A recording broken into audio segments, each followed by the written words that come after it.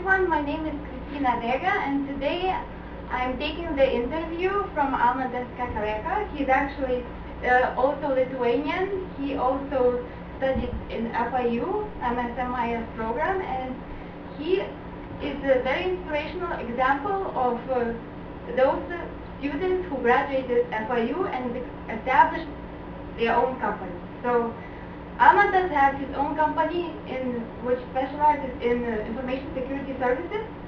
Could you please briefly describe your company and your occupation? Okay, I was working in IT security for a long time, about 10 years or so. Then I joined the FIU MMIS program back in 2006. I was already working in IT security field a little bit. Now I just found my company 2 years ago. And my services are information security is penetration testing, which is ethical hacking, vulnerability assessment, source code analysis, malware analysis, reverse engineering, incident response, and forensics. Okay, so how did you start your company, and what was the influence that you feel FIU and education in this program had towards your success to the program to establish the company? That program gave me a better understanding of business processes, so to speak. We had 12 courses. I think you had 12 courses as well. We had 6 technical courses and we had 6 managerial courses. All technical courses were pretty much very easy for me, but I got a lot of good information and I took those 6 management courses, and that gave me a good foundation to find my own company and sell services to my clients. So I better understand your needs, I better understand how they are thinking, and how can I make their life easier. Okay, so what would be the areas of information security services that are most important and are in the biggest demand from the company? A lot of my work is driven by different compliances. Let's say there is a compliance called PCI, which is payment card industry compliance.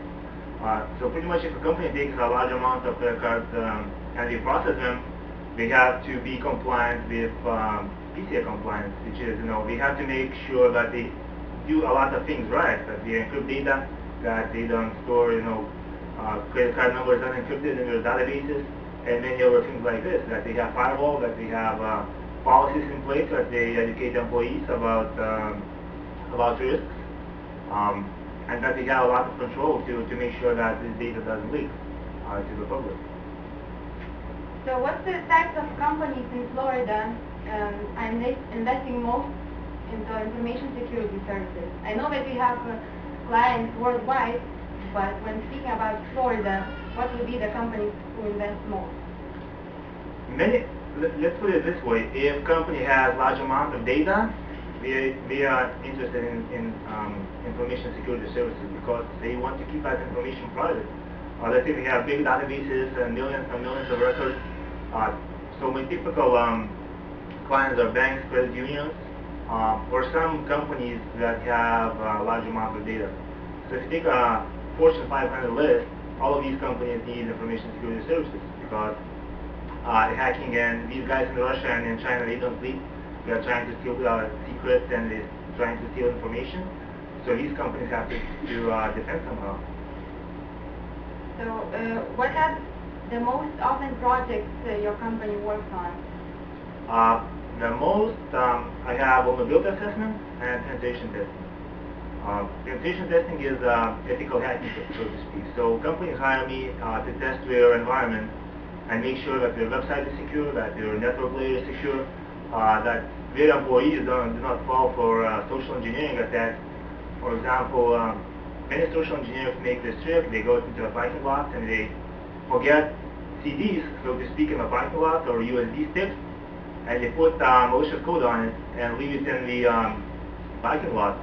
So employees go to their cars and say, oh, I found the CD, let's take a look what's inside. And they bring it back into the company and try to run it on their computers, and introducing risk to the company because it could be a malicious software on that CD. So companies should have security awareness training for their employees, so they would educate the employees that don't do this. It's not a good idea to bring every CD that you find in the parking lot and put it in your computer. secure. Maybe you can share some more interesting projects or ones you cannot forget, or the most risky projects in your career. I had a lot of penetration testing, and that's the area I like the most. There were a lot of interesting projects. Probably the most interesting one was a social engineering attack that we did on some banks. And I have an accent, and so the company set up an account with zero balance for me, and they made a Lithuanian name on it. So I fit that profile very good. I have an accent. I can't speak proper English.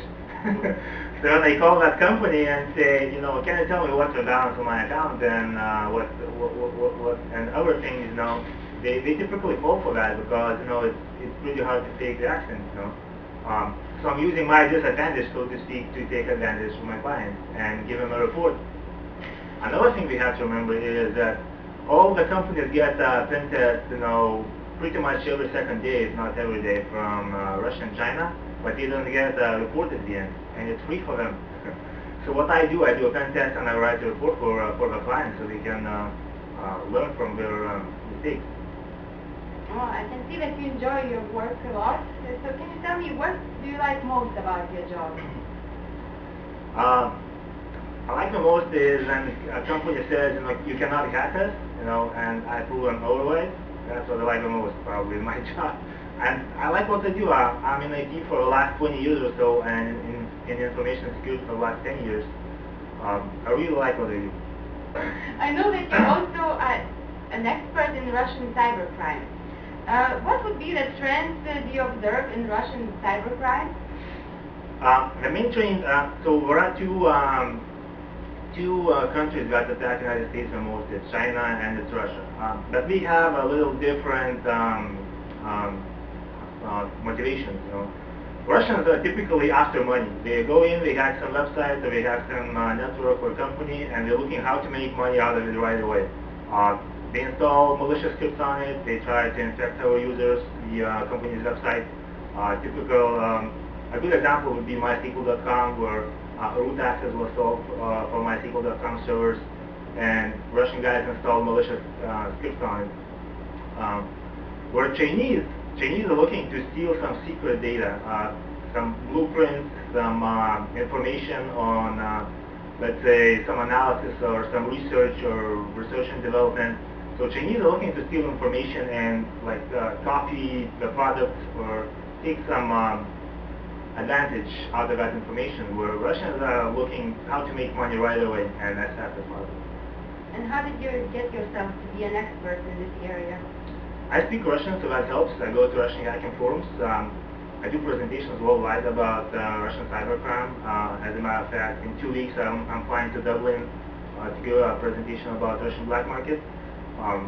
So I'm just staying in that area. I speak Russian. I go to Russian forums, so that's a good help for me to take a look what's happening, and that's one of the services that I provide to my clients is a threat intelligence service. So for a bank or for a PayPal or for other companies, it's so much cheaper to know that, let's say, these accounts are compromised, and how do you know they're compromised? Because I see them being for sale in Russian underground. So I can tell PayPal or other bank, these accounts are compromised, do something about it. So for a bank, it's so much cheaper to close these accounts and open new ones instead of dealing with all the lost money and bad publicity in the newspapers after the fact. So we buy my services because of that. When do you say underground, what do you exactly mean? Russian underground, most of the stuff happens on their forums that are in Russian languages, and they have different sections. So if you just go to Russian hacking forums, let's say antichat.ru or exploit.in, you can't see all information. You have to be in the forum long enough to pretty much infiltrate and see better information, which is hidden from the public. So that's what you were doing? You were sitting in those forums and trying to catch bad guys? I'm not looking to actually catch these guys. As far as law goes, Russian authorities do not pay much attention to cybercrime, especially if it's outside of Russian Federation.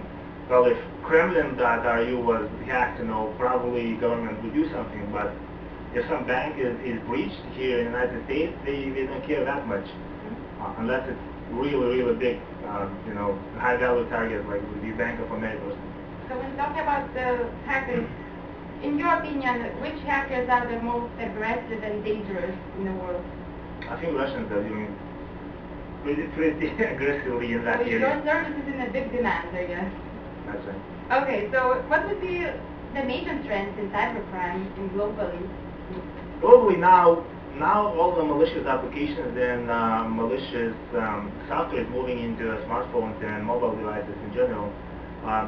That would be a reason because smartphones, let's say, it doesn't have a lot of memory, a lot of resources, so it doesn't have 16 gigs of RAM that my laptop has. So it cannot run antivirus all the time because it slows down the smartphone considerably.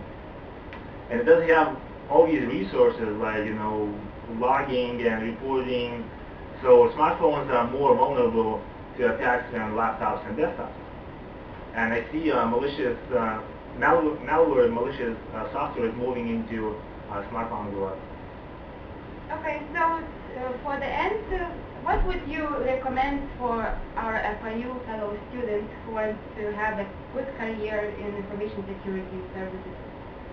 Well, if you want to have a career, you just have to stay in that field. I like what I do, and that's the main thing that why I'm successful. If you like what you do, just stay in that area. You have to find out some good contacts, and probably you're making good contacts with your colleagues right now.